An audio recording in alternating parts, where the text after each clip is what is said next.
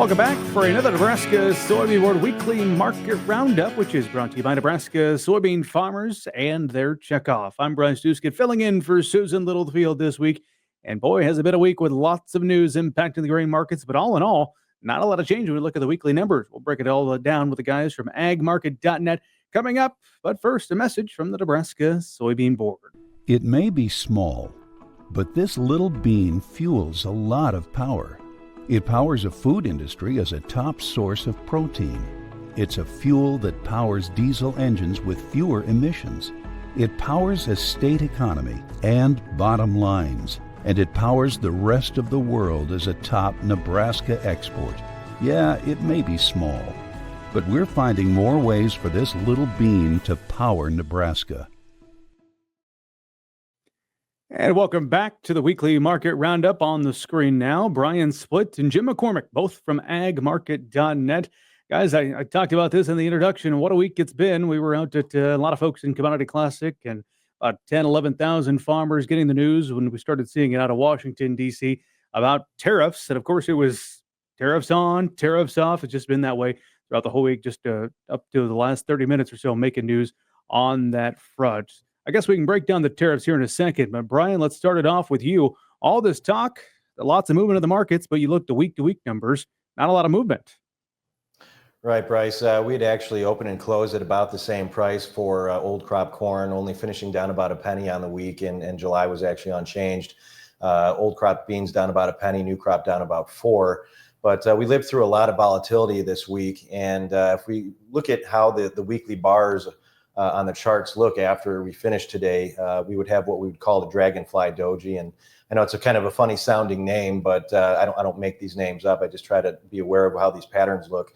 But when you open and close at the upper end of a weekly range and have a long tail below the market, which we traded a lot lower than where we finished the week, that is generally a bullish reversal on a weekly bar, the end of a downtrend. So hopefully that's the case. Hopefully early next week we end up getting through this week's highs. I think you're going to see a lot of technical buying if that's the case. Yeah, that'd be great news if that were the case. Jim, you were at Commodity Classic when this news started coming out.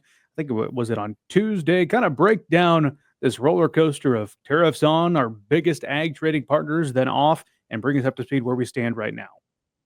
Well, right now, yes. I mean, when President Trump came out and put the tariffs on, we definitely saw a pretty negative move. And yes, I got to tell you, Bryce, the mood at the Commodity Classic was definitely quite sour. Yeah, I think you could even actually argue we probably had more people come to our booth than once the markets closed than during the market, because nobody wanted to watch a sell-off. But the reality is it's been the step of Trump ever since he's become president. He puts the tariffs on, then they kind of back him off, put them on, back him off. And that's what we saw here this week. Now, what's interesting is to close the week up, we've kind of seen a little bit of divergence with what happened at the beginning of the week. The beginning of the week, the tariffs are both on Mexico and Canada. He's backed them off for the end of the month, but the Canadians have said essentially they're sticking with the tariffs they did in against us, saying we're not going to back off our tariffs, where it looks like maybe the Mexicans are kind of back off and wait and see what happens. I think part of the reason why President Trump did back off was the fact that these tariffs were essentially going against the USMCA, which was the new NAFTA that President Trump signed when he was his first go around as presidency. So he's essentially going against himself. And that becomes a problem when you're trying to negotiate new agreements, because how can you negotiate new agreements, Bryce, when you just blew up your previous agreement? So now the time will tell. The next couple of weeks is, can they come to agreement before this new deadline passes? Yeah. How about the news with China about what's going on? Another, obviously, a large importer of our soybeans. That dampened the mood this week as well. Your take on the discussions with China and where that trade relationship stands now? Right now, I think China's going to be a little bit tougher right now, Bryce. I mean, if you look at it, I think President Trump wants to cut a deal with the Mexicans and the Canadians, part of the USMCA. I think China, on the other part, you've got a problem with the fentanyl. And the fact of the matter is he is still looking for a revenue source. Remember, he wants to extend his tax cuts. It's going to cost at least $4.5 trillion. If he wants to pay for part of that, he needs a revenue source right now, because you can't cut enough spending to do it. If he really wants to neutralize or essentially offset those cuts, he cannot either. He's going to have to cut Medicaid, Medicare, and Social Security, or find a different source of revenue. And I think right now he believes his source of revenue is going to be from the tariffs on the Chinese. Mm-hmm. And we saw in his joint appearance to Congress this week him asking farmers to bear with him through all of this. Brian, let me bring you back to the conversation. As you look at Trump 2.0 policy and trade discussions and how U.S. farmers are reacting to it, do you notice any difference, or is this truly just kind of a repeat of what we saw the first time around? Well, the first time it came around, there was tariffs announced, and then there were additional tariffs that were announced over the course of several months. It's very early to tell what the long-term plan is going to be or how this all shakes out. But one thing that we saw previously when we went through the tariff war 1.0, if you want to call it that, was we had a lot of volatility. And so if anything, we're holding true to that right now. And maybe more so. We think about the moves that we've seen here recently in corn. It took us 6 months to go from 420 July corn to 520, and then we lost 70 cents of that dollar rally in a matter of 10 days. And by the end of the week, we've already come off those lows substantially by almost 30 cents. So I think there's going to be a similarity where the news flow is going to be often. We're going to be driven by headlines, which it's been a while since we've had headline trade really affecting day-to-day commodity values. So in that essence, I think it's very similar to the previous trade war. Brian Splitt and Jim McCormick from agmarket.net, our guests this week on the Nebraska Soybean Board weekly market recap. And gentlemen, appreciate your thoughts there on tariffs. Let's kind of try to find some other news impacting the markets and perhaps check in on some of the activity happening in South America. I saw some news you guys were sharing with me, some issues with the conveyor. What's the story there? Well, a conveyor belt went down. It will have an impact on their exports, Bryce. How much impact kind of depends on who you talk to.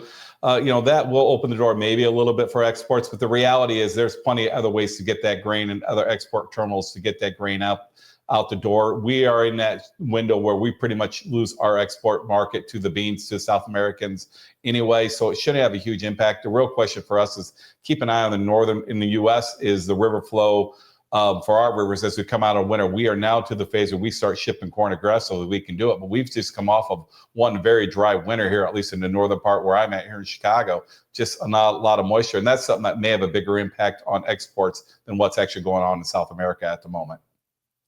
Well, as we look at this past week with all the news that led to volatility, well said by the two of you, it perhaps a frustrating time based on my conversations at Commodity Classic with producers out across the U.S. because there's not a lot of things you can do about it. We're not in a growing season right now. Can't try to enhance your yield or put a crop in the ground at this point.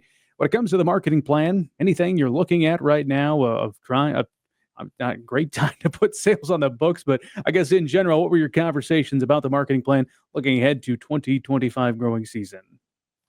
Well, I think one thing to be mindful of, and I think this general statistic is kind of circulating around the industry right now from analysts, and that's now that we know the February average for crop insurance prices, and you've got $470 for December corn, and I think it was maybe $1054 for new crop soybeans.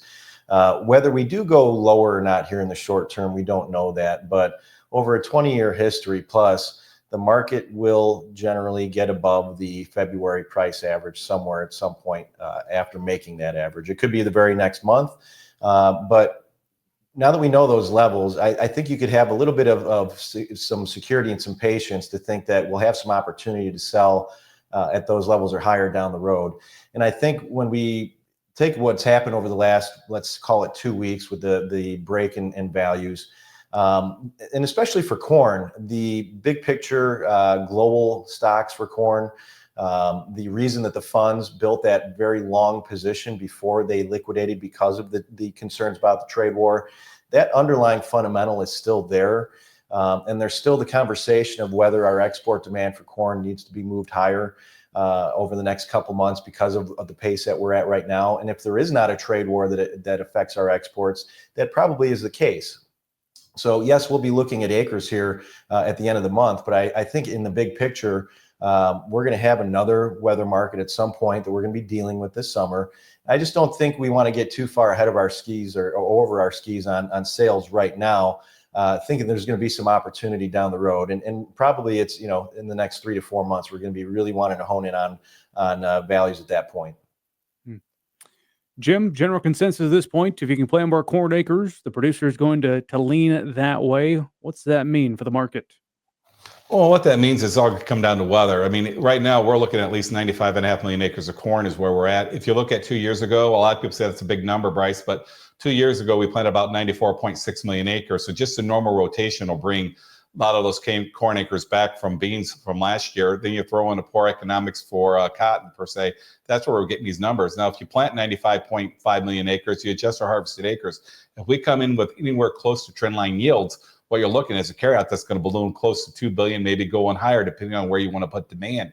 And mind you, just this past fall, late August, early September, we were trading to 2 billion, 50 million balance sheet projected ending stocks, and you have September spot corn going to 365. So if we get these acres planted and Mother Nature cooperates, we do have a lot of downward risk. But like Brian said, history is in the bulls' favor near term statistically. So I think you got to take advantage of it. But you can't get so bared up this year because also, like Brian was pointing out, the world's stocks to use, exportable supply of grain for the producers who sell, the countries that export grain are at 25-year lows. So if we stumble and we plant 95 million acres, but we have a poor crop due to dryness issues, that balance sheet will not expand. It'll stay tight, and that could give us more potential into the summer. So you want to keep your options open this summer. Good comments thus far. About another 30 seconds. I'll just leave the floor to one of you as you help us wrap up the week in closing. Yeah, just by and large, I mean, you didn't touch on livestock at all, but we had a tremendous recovery off of the lows in livestock, and I know there's some viewers out there that are interested in that. We've got April live cattle over $10 off of the lows made on Tuesday. We reversed hard off the 200-day moving average, and I think that's another market that got a little overdone here to the downside because of concerns about tariffs and how that might affect the movement of animals. So another positive recovery to finish the week for our livestock friends out there. Jim McCormick and Brian Splitt, our guests today, both from agmarket.net, as they join us here as part of the weekly market roundup brought to you by Nebraska's soybean farmers and their checkoff. I'm Bryce Dusky reporting for the Rural Radio Network.